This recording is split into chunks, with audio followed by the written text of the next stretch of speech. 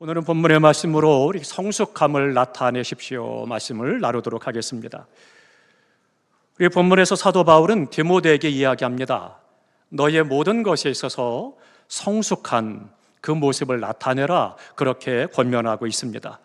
그래서 애정어린 그런 충고를 지금 이 바울이 디모데에게 해주고 있습니다. 이 모든 일에 전심전력하여 너의 성숙함을 사람들에게 나타나게 하라 말씀하고 있죠. 이 세상에 아름다운 것이 많이 있는데 그 가운데 아름다운 것 중에 하나가 그런 것입니다. 성장하는 것, 성숙하는 것입니다.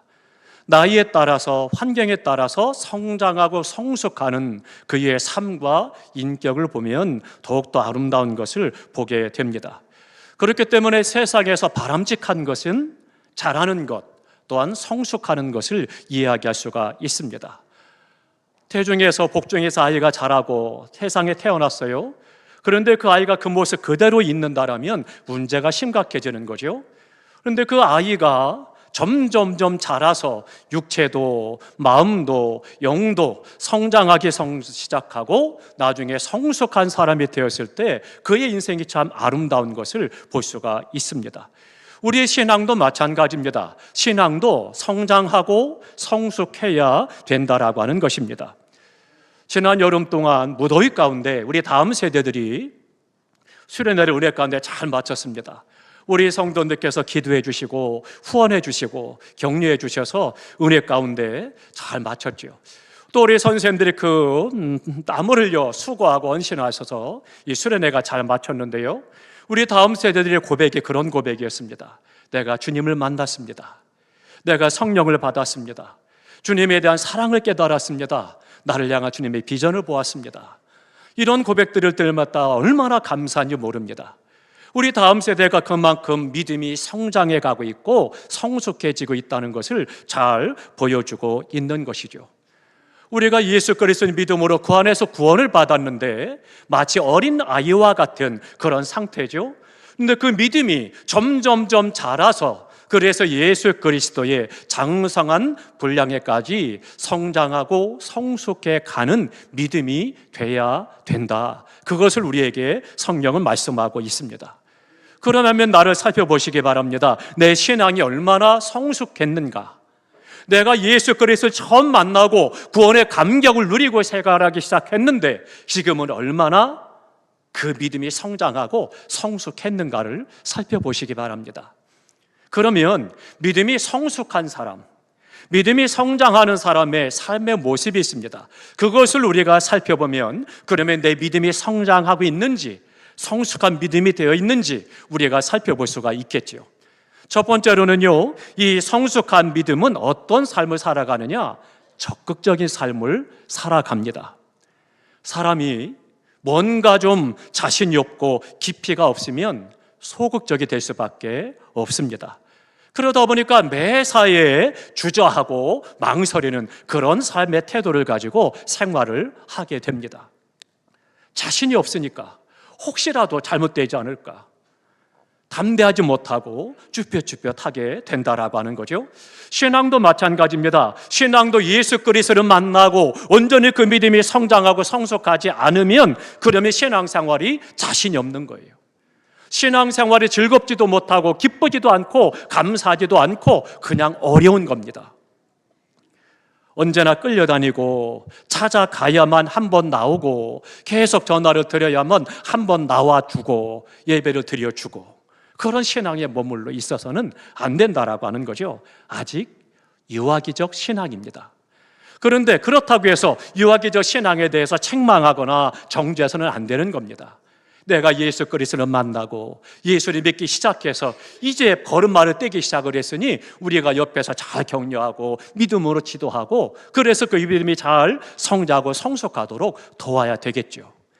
아무튼 이런 신앙 속에 머물러 있는 그런 성도들에게는 옆에서 격려해주고 세워주는 것이 필요하다라고 하는 겁니다. 그런데 그때에는 믿음의 깊이가 없기 때문에 그렇기 때문에 영적인 것에도 관심이 없고 뿐만 아니라 신앙의 기쁨과 감격이 없고 하나님에 대해서도 알지 못하게 되는 거죠. 그러나 우리가 분명한 신앙의 목적을 가지고 또 확신을 가지고 생활한다면 우리의 신앙이 분명해지는 것이고 또 적극적이 될 수가 있습니다. 그래서 도움을 받던 사람이 이제는 도와주는 자가 되고, 받기만 하던 사람이 나눠주는 자가 되고, 기도받던 사람이 기도해주는 사람이 되고, 말씀을 읽기만 하고 듣기만 하던 사람이 말씀대로 살게 되고, 그의 삶 속에 성장이 나타나고 성숙이 보여있는 삶이 된다라고 하는 거죠.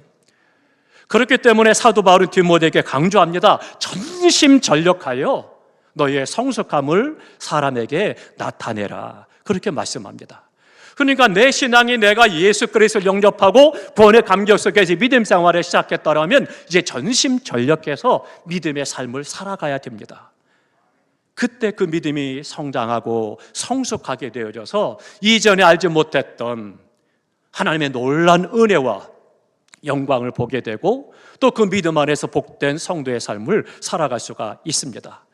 우리의 모든 성도님들께서 예수 그리스도 안에 구원의 감격과 기쁨으로 끝나는 것이 아니라 그 믿음이 잘 성장하고 성숙해서 영원한 하나님의 나라를 바라보고 그리고 이 땅에서의 삶 속에서 찬송과 감사와 감격 있는 은혜의 삶을 살아갈 수 있기를 주님의 이름으로 축원합니다.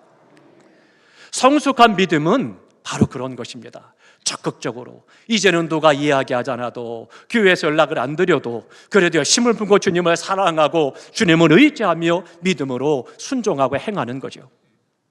또 하나, 두 번째, 이런 믿음은요, 영적인 것에 관심을 갖기 시작을 합니다. 그래서 성숙한 하나님의 사람들은 영적인 것에 관심을 갖고 믿음 생활을 합니다. 신앙이 초기 단계, 어린아이와 같은 신앙일 때는 굉장히 현세적입니다. 나 중심적인 그런 신앙의 삶을 살아가고 있습니다. 그렇기 때문에 그때의 기도의 내용과 그때의 신앙의 목적을 보면 자기 중심적이고 또 이 땅의 것만을 위해서 애를 쓰는 그것을 볼 수가 있죠. 잘되기만을 위해서 기도하고 병 낫기만을 위해서 기도하고 평안하기만을 위해서 기도하고 언제나 나 중심으로 나 위주로 신앙생활을 하게 됩니다. 신앙생활의 시작은 그럴 수 있습니다. 아직 신앙의 은혜가 깊이 들어있지 않기 때문에 그렇기 때문에 그렇게 시작을 해요. 그러나 시간이 지나고 연륜이 쌓이면서 하나님의 은혜를 경험하고 체험하고 말씀의 능력을 체험하면 성숙하고 성장하는 믿음이 되면 그 영적 차원으로 자연스럽게 신앙이 넓어지는 겁니다. 그래서 영원한 하나님의 나라를 바라보고 소망할 뿐만 아니라 이 땅의 것들을 영으로 분별하게 되는 거예요. 그래서 이것이 하나님이 기뻐하시는 일인지 하나님께서 원하시는 일인지 이것이 복된 삶인지를 구분하며 생활할 수가 있는 거죠. 그렇기 때문에 기쁜 신앙생활이 영적 세계로 나아가면서 신앙의 삶의 목적 또한 바뀌게 된다라고 하는 것입니다. 그 신앙이 성장하는 믿음이요 성숙한 신앙이 되는 것입니다. 그러나 예수 그리스도를 믿고 날마다 예수 안에서 찬송하고 기도하고 또 예배드리면서 헌신하고 충성한다 하는데 그 신앙이 성장하지 못하고 성숙하지 못하면 여전히 신앙생활의 목적이 이 땅의 것에 있고 그러다 보면 신앙을 유지하기가 어려운 일들은 만나게 되고 때로는 신앙을 저버리기도 합니다. 참으로 불행한 일이죠. 목표를 세웠는데 그 목표가 충족되지 않으면 하나님과 교회를 떠나는 사람들이 너무나 많습니다. 왜요? 온전히 주님을 만나지 못했기 때문입니다. 영적인 놀라운 축복과 은혜를 깨닫지 못하기 때문에 그렇기 때문에 어쩔 수 없는 거예요. 가룟 유다는 어떻습니까? 예수님과 함께 동고동락했습니다. 3년 동안 주님의 은혜를 경험하고 주님의 능력을 체험했습니다. 아, 정말 우리 대단한 주님이시야. 그 주님이 우리나라를 해방시키시면 그러면 내가 한 자리 차지할 거야. 정치적인 목적을 가지고 열심히 예수님을 따라다닙니다. 그런데 어느 날 예수님께서는 청천벽력 같은 말씀을 하시죠. 내가 십자가에 죽을 것이다. 이게 웬 말입니까? 예수님이 그 능력을 가지고 우리나라를 로마로부터 해방시켜주고 독립시켜서 왕이 되고 그러면 내가 좀 한 자리 차지할 터인데 십자가에 죽는다니 뭔 얘기야? 충격적이 되는 거죠. 그래서는 결국 어떻게 돼요? 그 안에 사단의 마음이 집어넣은 대로 예수님을 은 30에 팔아버리고 말았습니다. 이런 일들은 예수님 당시만이 아니라 오늘날에도 세속적인 목적과 믿음을 가지고 종교 생활하는 그런 신앙인들은 쉽게 자신의 목적대로 되지 않으면 신앙을 저버리고 믿음을 저버리는 일들이 일어나고 있는 거예요. 왜요? 아직 성장하고 성숙하지 못했기 때문에 하나님을 온전히 알지 못하고 영적인 것에 관심이 없고 땅의 것만 바라보고 살아가기 때문에 그 사람들은 그렇게 볼 수밖에 없고 그렇게 행하게 된다라고 하는 겁니다. 사랑하는 성도 여러분, 우리의 신앙이 성숙하시기를 주님의 이름으로 축원합니다. 그래서 오직 하나님의 영광을 위해서 살아가고 이 땅에서 썩어지는 미랄이 되고 나누고 베풀고 섬기는 삶으로 나아가는 복된 믿음이 되시기를 주님의 이름으로 축원합니다. 영적인 것에 관심을 갖기 시작을 합니다. 또 마지막 하나는요, 주님께 맡기는 신앙생활을 한다는 겁니다. 이제 주님께 다 맡기는 거예요. 우리의 신앙이 여기까지 성숙해야 됩니다. 이 단계는 주님께 우리의 삶을 다 맡기고 그리고 나는 어떻게 하느냐? 평안한 가운데 하나님의 은혜를 누리며 살아가는 그런 삶을 말씀하고 있는 것입니다. 그렇기 때문에 우리 신앙이 여기까지 성장을 하게 되면 이 세상을 살아가면서 믿음으로 행하고 믿음으로 산다는 것이 너무나도 쉽고 좋은 거예요. 편한 거예요. 그런데 주님께 맡기지 못하니까 신앙생활이 힘들고 어렵고 괴로운 것이 되는 것이고 무거운 짐이 되는 거죠. 주님은 무거운 것이 아니다라고 말씀하십니다. 그러니 우리가 주님께 맡긴다라면 평안한 가운데 누리는 삶을 살아가는 삶을 살아갈 수가 있는 거죠. 세상이 알 수 없는 평안, 세상에 줄 수 없는 평안을 누리며 살아갑니다. 지금 당장 내 눈에 보이는 것이 없고 손에 잡히는 것이 없고 들려지는 것이 없다 할지라도 지금 당장은 내가 원하는 대로 되지 않고 어려움도 있고 환난도 있고 시험도 있고 질병도 있지만 그러나 주님께 믿음으로 맡겼을 때 그 안에서는 지금 아무것도 증상도 없고 나타나지 않는 것 같지만 하나님께서는 바꿔나가시고 회복시키시고 강건케 하신 역사를 이루어 가십니다. 그래서 내가 그 은혜를 누리며 살다 보니까 찬송하는 가운데 감사하는 가운데 믿음으로 행하는 가운데 내 삶이 정리가 되어지고 영광스러운 삶으로 나아가게 되고 복받는 삶으로 나아가고 강건케 되는 삶으로 나아가는 은혜의 삶을 살아갈 수가 있는 것입니다. 그러면 한번 생각해 보시기 바랍니다.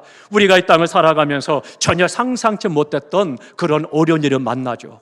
예상치 못했던 환난과 시험을 만나고 걸림돌과 장애물을 만나게 되죠. 그러다 보니까 한숨을 쉽니다. 걱정을 계속합니다. 그것이 점점 커져서 나를 삼켜서 잠을 자지 못합니다. 나아가 질병까지 생기고 더 나아가서는 정신질환까지 생기기도 합니다.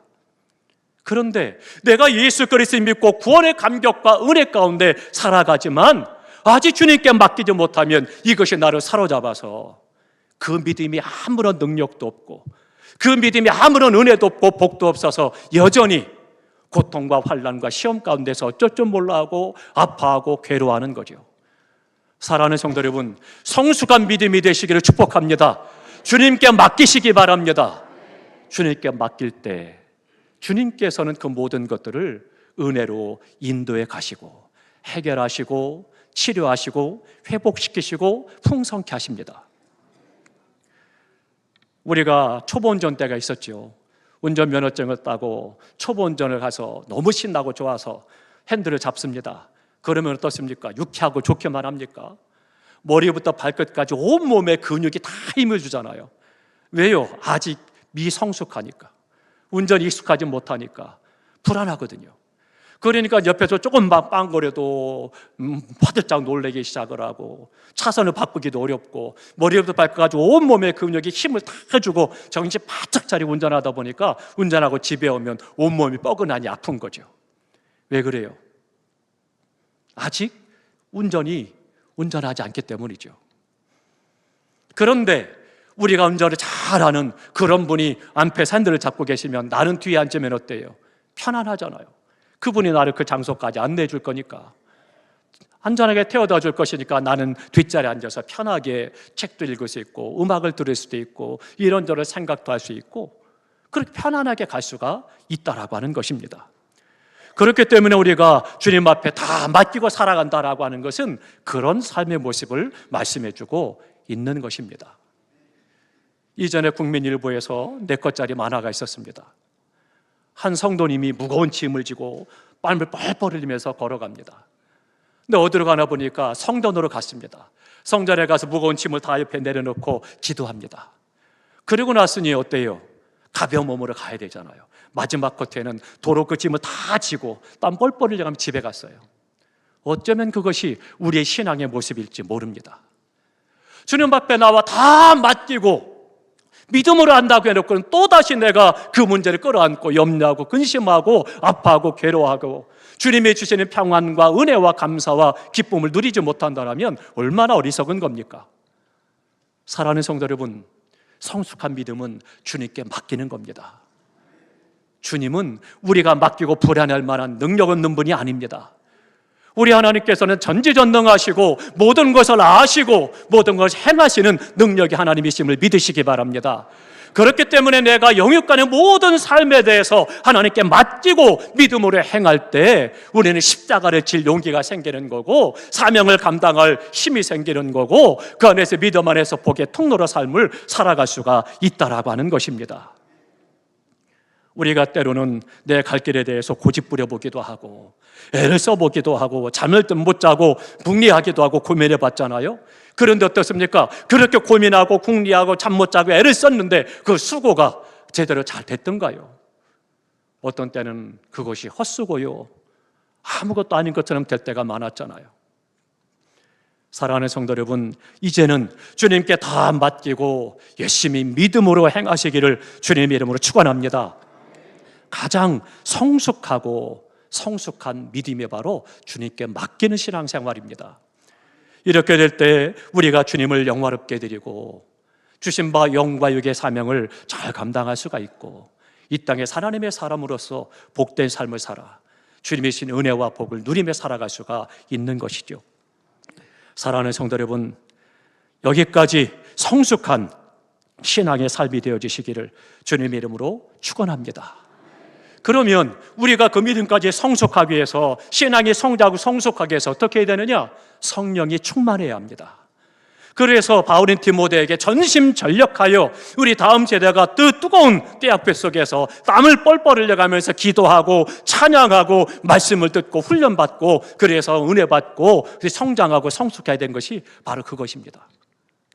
더 열심을 품고 우리가 예배드리고 말씀과 기도로 행하고 성령이 충만한 가운데 행할 때 우리는 주님께 믿음으로 맡기게 되고 그 안에서 이제 염려 근심하지 않고 단잠을 잘 수가 있고 평안과 감사를 고백하며 누리며 살아갈 수가 있고 오늘 나의 삶 속에서 하나님의 능력의 손길을 또한 경험하고 체험하면서 복된 은혜의 삶을 살아갈 수가 있습니다. 그 모습을 볼 때 세상은 나의 삶 속에서 예수 그리스도를 보게 되는 거고 그 예수 그리스도를 봄으로 말미암아 저들 또한 구원의 은혜를 받을 수가 있는 것입니다. 우리의 삶이 하나님께서 나와 함께 계시고 성숙한 믿음이 돼서 늘 주님과 동행함으로 그 안에 주님이 허락하신 은혜 가운데서 예수 그리스도를 증거하고 보여주는 삶이요 이 땅에서 그 은혜와 축복을 누리는 복된 믿음 되시기를 주님의 이름으로 축원합니다.